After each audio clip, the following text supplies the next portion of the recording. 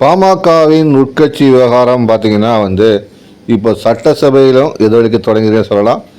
சட்டசபையில் பாமகவுடைய அன்புமணி ராமதாஸ் ஆதரவாளர் எம்எல்ஏக்களும் டாக்டர் ராமதாஸ் ஆதரவு எம்எல்ஏக்களும் கடுமையாக விமர்சித்து கொண்டு மோதிக்கொண்ட சம்பவம் நடந்திருக்கு. எப்படின்னு பார்த்தீங்கன்னா, பாமகவுக்கு 5 எம்எல்ஏ இருக்காங்க. அதில் ஜிகே மணியும் அருளும் டாக்டர் ராமதாஸ் ஆதரவாளர் இருக்காங்க.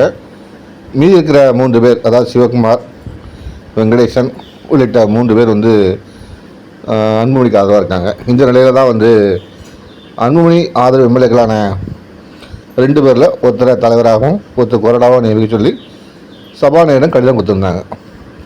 ஆனால் அந்த கடிதத்துக்கு நடவடிக்கை எடுக்க சொல்லி திடீர்னு அன்புமணி ஆதரவு எம்எல்ஏக்கள் 3 பேரும் திடீர்னு சட்டசபை வளாகத்தில் தர்ணா போராட்டத்தில் போட்டாங்க. அதனால் பரபரப்பு பிடிச்சி பாமக உட்கட்சி முதல் சட்டசபையில் எதிர்வச்சிருக்கு.